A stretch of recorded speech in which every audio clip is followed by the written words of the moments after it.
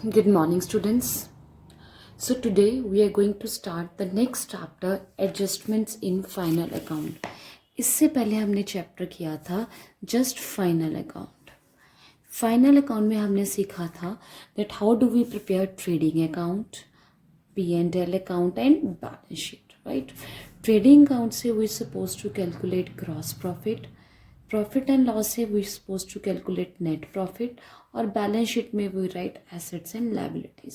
Okay, so अभी हमने करना वही है, लेकिन हमने इसमें कुछ एडजस्टमेंट्स करनी है. फाइनल अकाउंट में कुछ एडजस्टमेंट्स. अब द थिंग इज दैट ये एडजस्टमेंट क्या है भाई, व्हाट आर दिस एडजस्टमेंट. तो पहले तो आपको ये जानना है कि एडजस्टमेंट क्या है. हर एक प्रॉफिट कंसर्न, हर एक ट्रेडिंग कंसर्न ये चाहती है कि जो भी उनका नेट प्रॉफिट आए वो करेक्ट आए. लेकिन जो क्लरिकल काम करते हैं, जो क्लर्क्स होते हैं, वो काम करते हुए क्या करते हैं ना कुछ ऐसी चीज़ें हैं जो ओमिट कर देते हैं, विच दे फॉरगेट टू राइट. कुछ ट्रांजेक्शन्स वो लिखते ही नहीं. अब सारे तो वहाँ है ना, बहुत महान हस्तियाँ बैठी नहीं हैं. कुछ क्या करते हैं, जो ट्रांजेक्शन्स क्या करते हैं वो रॉन्गली गलत रिकॉर्ड कर देते हैं. तो जब इन ट्रांजैक्शन को लास्ट में जब हम पूरा प्रॉफिट निकालने लगते हैं, उनको आगे ठीक करना पड़ता है, उसको बोलते हैं एडजस्टमेंट्स करनी पड़ती है, ताकि so that we should get the correct net profit and correct net loss और correct gross profit and all. अब इन एडजस्टमेंट में like we are doing dual concept of accounting, तो हर एक एडजस्टमेंट का क्या इफेक्ट होगा, all the adjustments will have double effect. Double effect means एक डेबिट होगा तो दूसरा क्रेडिट होगा. अब जो चीज़ हम कहीं लिखना भूल गए हैं वो हर दो जगह आएगी. जो चीज़ लिखना ही भूल गए हैं, अब ट्रायल बैलेंस में सब कुछ लिखा होता है, लेकिन जो चीज़ भूल गए वो तो ट्रायल बैलेंस में नहीं होगा, तो वो चीज़ ट्रायल बैलेंस से बाहर होगी. तो जो भी चीज़ें ट्रायल बैलेंस से बाहर दी होंगी वो हमारी एडजस्टमेंट्स होंगी. और सारी एडजस्टमेंट कितनी जगह आती है, दो जगह आती है, एक डेबिट साइड तो दूसरी क्रेडिट साइड.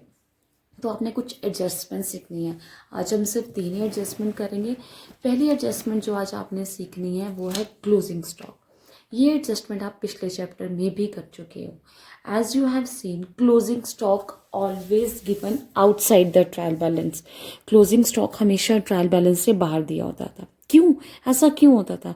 क्योंकि क्लोजिंग स्टॉक जो भी होता था वो जो साल का जब एंड होता है तभी हम स्टॉक कैलकुलेट करते हैं कि इतना स्टॉक बच गया, इतना हो गया, इसलिए वो ट्रायल बैलेंस से बाहर ही दिया होता. It is always valued at the end of the year. हमेशा साल के एंड में कैलकुलेट करते थे.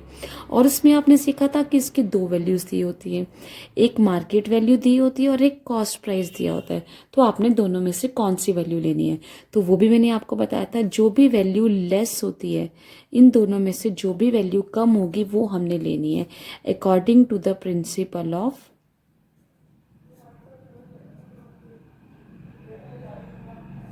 प्रूडेंस. प्रूडेंस प्रिंसिपल क्या कहता है कि फ्यूचर के आने वाले लॉसेस को ध्यान में रखना है, प्रॉफिट्स को नहीं. ये तो एक बात हुई. अब इसको लिखना क्या, अब ट्रायल बैलेंस से बाहर है तो ये 2 जगह आएगा. 2 जगह आएगा तो 2 जगह कौन कौन से आएगा. आप 3 अकाउंट बनाते हो. एक बनाते हो ट्रेडिंग अकाउंट, उसके बाद बनाते हो प्रॉफिट एंड लॉस अकाउंट, फिर बनाते हो बैलेंस शीट. ये ट्रेडिंग अकाउंट की क्रेडिट साइड पे आएगा बाय क्लोजिंग स्टॉक, जो भी वैल्यू दी होगी एक. और दूसरी जगह आएगा बैलेंस शीट में क्लोजिंग स्टॉक की एसेट साइड पे. इधर आएगा ये क्रेडिट साइड पे. अब एक ही ट्रांजैक्शन के 2 इफेक्ट हमने रिकॉर्ड कर लिए, एक हमारा एसेट, एक हमारा क्रेडिट साइड पे खर्चा. ठीक है, this is called adjustment. That's it. एक चीज़ जो भूल गए थे हमने दोनों जगह रिकॉर्ड कर ली और हमारा आंसर मिल जाएगा. नेक्स्ट एडजस्टमेंट जो हमने करनी है वो एडजस्टमेंट क्या है, आउटस्टैंडिंग एक्सपेंसेस. अगर आपको याद हो आउटस्टैंडिंग एक्सपेंसेस क्या होते हैं, outstanding expenses are due but not paid. वो एक्सपेंसेस जो हमारे ड्यू हैं लेकिन हमने पे नहीं किए, which are related to the current year. जो इसी साल का खर्चा था और मैंने पे ही नहीं किया, इस साल का खर्चा है तो इस साल हमने दिखाना है किताबों में, जो दिखाया ही नहीं है. तो आउटस्टैंडिंग एक्सपेंसेस हमारी क्या है, करंट लायबिलिटी है. एक तो ये हमारा एक्सपेंस है, एक तो हमारी ये लायबिलिटी है. एक्सपेंस कौन सा है ये? करंट ईयर का। सी वाई मीन्स इसी साल का खर्चा था। भाई हमने दिखाया ही नहीं कि 2000 आउटस्टैंडिंग भी है, नहीं दिया तो लिखना तो है। जो इस साल का खर्चा है वो इसी साल की किताबों में दिखाना है, जो अगले साल का खर्चा है वो अगले साल की किताबों में दिखाएंगे। ओके। और एक लायबिलिटी है, मैंने आपको बता दिया था कि सारी एसेट्स और लायबिलिटी किस में आती है? बैलेंस शीट में आती है। और सारे एक्सपेंस किस में आते हैं? या पी एंड एल में या ट्रेडिंग में। अगर डायरेक्ट एक्सपेंस है तो ट्रेडिंग में आएगा, अगर इनडायरेक्ट एक्सपेंस है तो पी एंड एल में आएगा। फॉर एग्जांपल अगर मैं रेंट की बात करूँ, अब आपको पता है रेंट कौन सा एक्सपेंस है? Rent is an indirect expense, तो किस में आएगा? प्रॉफिट एंड लॉस अकाउंट में आएगा। और ट्रायल बैलेंस के बाहर एक चीज़ लिखी है, आउटस्टैंडिंग एक्सपेंस और आउटस्टैंडिंग रेंट इज 10,000।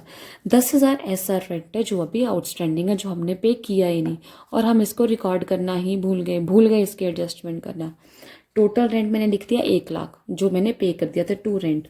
अब जो मैंने खर्चा नहीं पे किया विच इज़ आउटस्टैंडिंग, वो हम करेंगे प्लस आउटस्टैंडिंग एक्सपेंसेस 10,000। मेरा टोटल खर्चा होना चाहिए था 1,10,000। 10,000 मैंने देना तो है, माफ़ तो नहीं कर दिया ना उसने, तो इसलिए टोटल 1,10,000। दूसरा ये मेरी लायबिलिटी है, तो लायबिलिटी कहाँ पे आती है? बैलेंस शीट में। ये बैलेंस शीट की लायबिलिटी साइड में आएगा 10,000। One effect, two effect. तो first effect is add in respective expense head, जो भी खर्चा होगा उसमें हमने ऐड करना है। नंबर 2, लायबिलिटी साइड में हमने शो करना है, क्योंकि ये करंट ईयर का खर्चा है। एक और एडजस्टमेंट करेंगे, वो हमारी एडजस्टमेंट है प्रीपेड एक्सपेंस। वो expenses which are paid in advance. Paid in advance वो हमारे क्या होते हैं? एसेट्स होते हैं। हमने नेक्स्ट ईयर का खर्चा करंट ईयर में पे कर दिया, ये करंट ईयर का तो नहीं है। अब जब करंट ईयर का में हमने खर्चा पे कर दिया है which is wrong current year.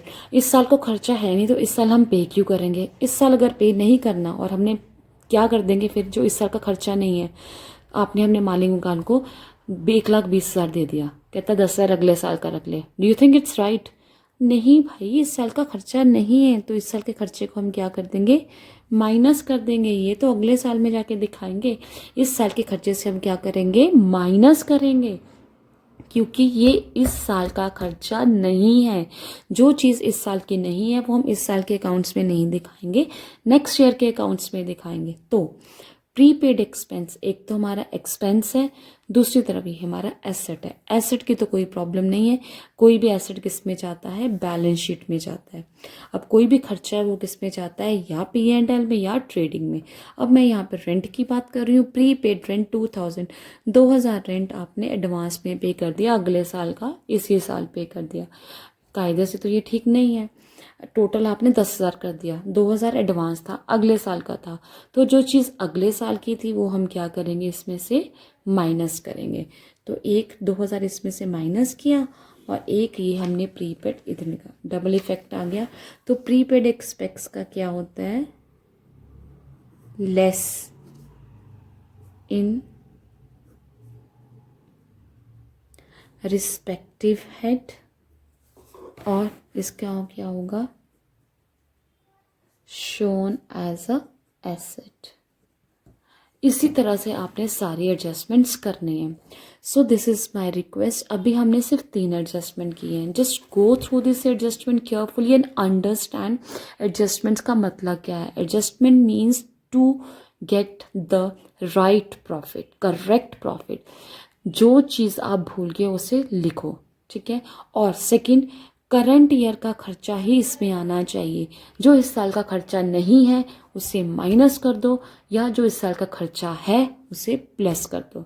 जो एसेट है वो एसेट में लिखो, जो लायबिलिटी में है उसे लायबिलिटी में हो।